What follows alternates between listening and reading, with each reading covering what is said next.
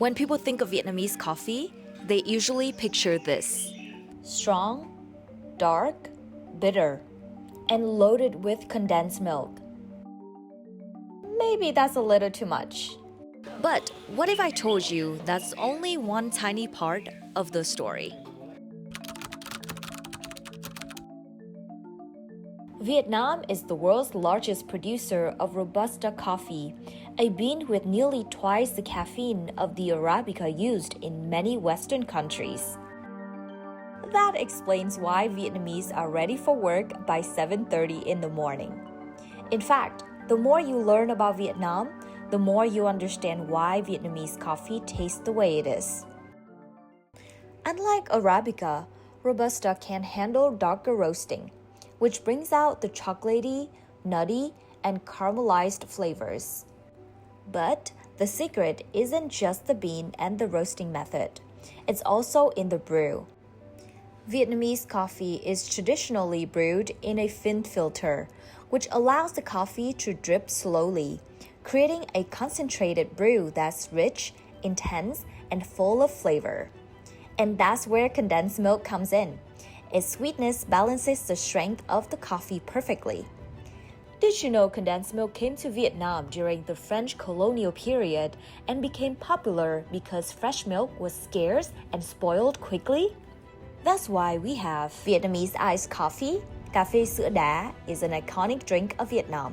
It's not only invented to suit the Vietnam hot weather and to pair well with flavorful Vietnamese cuisine, but it also brings the taste of many Vietnamese people's childhood memories. Nó xuất phát từ những cái kỷ niệm mà tuổi thơ của mình khi mà 3 tuổi thôi mình đã được ông nội dắt đi uống cà phê mỗi sáng ở một cái quán cà phê nhỏ ở đầu phố Đinh Liệt. Khi mà cầm một ly Robusta uống cà phê sữa đá, nó là một cái trải nghiệm hoàn toàn khác. Nó có chút hoài niệm, nó có một sự kết hợp giữa hai cái nguyên liệu sữa đặc và cà phê với nhau ấy. Nó khiến cho món uống trở nên hấp dẫn. Đâu đó mình sẽ cảm nhận một cái phần văn hóa, một cái lịch sử ở trong đó. Robusta is bold and resilient. It tells a story of endurance and of the country that learned to survive by adapting. To truly understand Vietnamese coffee, you have to leave the glass of cà phê sữa đá behind and return to where it all begins, the coffee farms of Vietnam.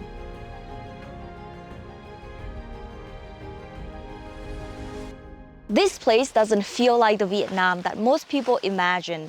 Neither does it coffee. And what I'm about to show you will completely change how you see Vietnamese coffee. For years, Vietnamese coffee has been unfairly associated with cheap, low-quality Robusta beans. But that reputation overlooks an entire side of Vietnam's coffee industry.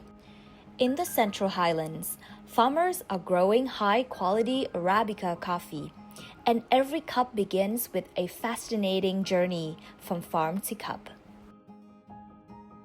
I'm here in Lam Dong, 1,500 meters above the sea level.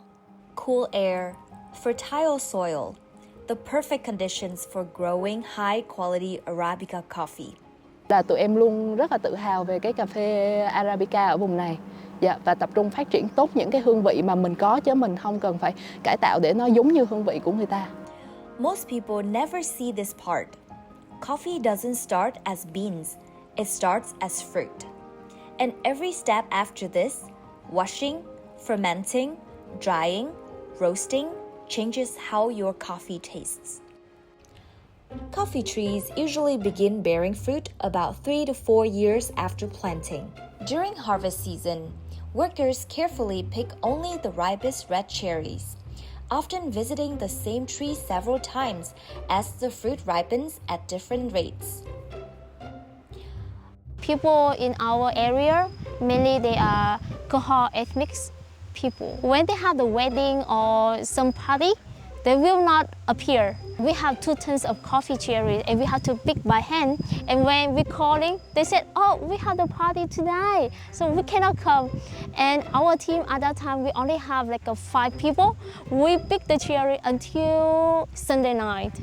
Once the farmers happily come back to work, the coffee cherries are harvested and poured into water tanks where the first quality check happens. The best cherries sink to the bottom, while lower quality, less dense cherries float to the top. They will be removed and used for compost or commodity coffee. What happens next has a huge impact on how your coffee will taste. The truth is, the exact same coffee bean can taste completely different depending on how it's processed. This step defines how the coffee cherry is turned into a green bean, drastically altering the final cup's flavor, body, and acidity. There are three main processing methods: washed, natural, and honey. Let's start with the washed process. The cherries are fed through a machine called a depulper, which removes the outer fruit and reveals the seeds inside, the future coffee beans. Interestingly, the fruit doesn't go to waste. It can be dried and turned into a tea called cascara, or even used to make candy. At this stage, the beans are still covered in a sticky, sugary layer called mucilage. To remove it, the beans are placed in fermentation tanks for 1 to 3 days. During this time, naturally occurring yeast and bacteria break down the sugars. A difference of just a few hours in fermentation can completely change a coffee's flavor profile. After fermentation, the beans are washed and spread out under the sun to dry for days or even weeks until they reach the ideal moisture level. The result is what we called washed coffee. These coffees are often clean, crisp, and bright, with floral aromas, fruity notes, and a light tea-like body. Now for the oldest and simplest method, natural processing. Instead of removing the fruit, the entire coffee cherry is dried intact with the bean still inside. This sounds simple, but it requires constant attention. Farmers carefully spread the cherries out in the sun and turn them regularly to ensure even drying. They also need to carefully control the drying conditions. The goal is to reduce the moisture content to around 10 to 12%. They also need to maintain temperatures between 25 to 35 degrees Celsius, which is 77 to 95 degrees Fahrenheit, with plenty of airflow. We control humidity by machine, and we control about the airflow in here by fan. If the outside dries too quickly, moisture can become trapped inside the cherry, increasing the risk of unwanted fermentation, cracking, or even mold. If I close my eyes, they just smell like cherry. Or this one reminds me of Tết, the Vietnamese Lunar New Year, when we have the dry grapes. As the fruit slowly dries around the bean, the sugars and flavors from the cherry are absorbed into the coffee. The result? A much sweeter, fruitier, and fuller body.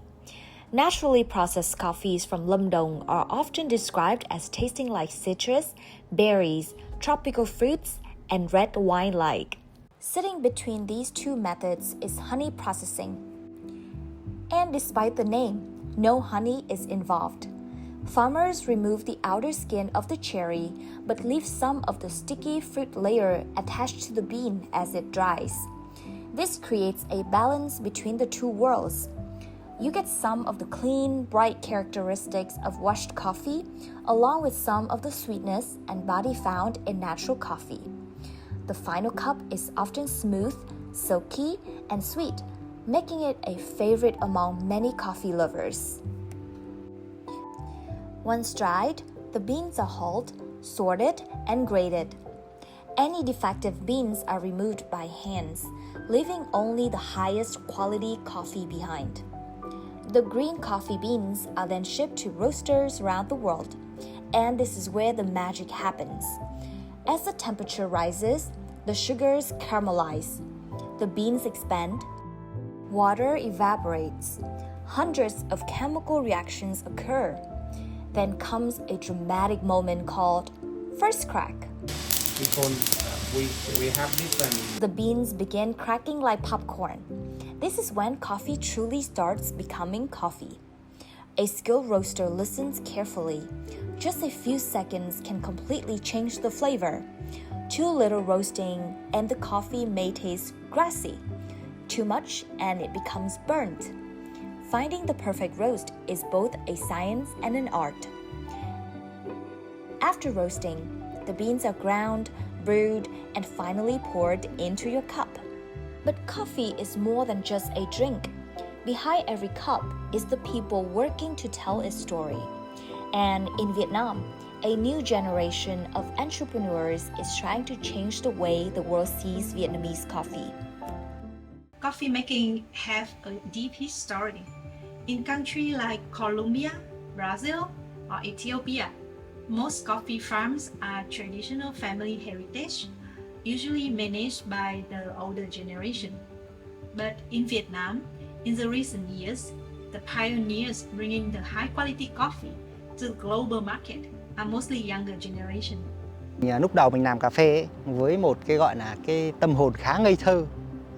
Lúc đó không có gì ngoài nhiệt huyết, và trong đầu mình lúc đó ở thời điểm đấy mình nghĩ là tôi đâu có gì để mất. Cái hướng đi đó nó không rõ ràng để bất cứ bạn trẻ nào cũng có thể nói với ba mẹ là con đang làm công việc này, con đang rất là thành công và con đang rất là hạnh phúc và con có giá trị này ở trong ngành, là ba mẹ hãy an tâm và chờ con 2 năm chẳng hạn. Những năm gần đây thì có rất nhiều người trẻ hoặc là những người ở thành phố, mọi người bắt đầu áp dụng các cái kỹ thuật mới để họ quay trở về với quê hương họ để họ làm lại cái quy trình trồng và sơ chế cà phê. Thì dần dần chất lượng cà phê đang rất là tốt. Một số nước biết đến Việt Nam, bắt đầu mọi người cảm thấy bất ngờ ở Việt Nam. Thì ra Việt Nam là sản xuất cà phê Arabica ngon được như vậy, sản xuất được cà phê Robusta tốt như vậy. Here is a new type of Arabica and it's called THA2. Fruitier, more floral, lighter, and more complex than most of people expect from Vietnam. Arabica coffee is very highly sensitive to the climate change and disease. That's why we coffee producers are taking a different approach. Why we are very proudly to bring the high quality Arabica to the world. We are also working very hard on increasing the quality of Robusta and other species. You might have heard about fine Robusta and Arabica. They are slowly gaining the attention, and we are very excited to see what we can bring to the future of coffee. Years of growing, weeks of harvesting, hours of processing and roasting. And after a long journey, the coffee finally reaches your cup. So the next time you take a sip, remember, you're not just tasting coffee, you're tasting years of hard work, craftsmanship, and the dedication of everyone who helped bring it from farm to cup.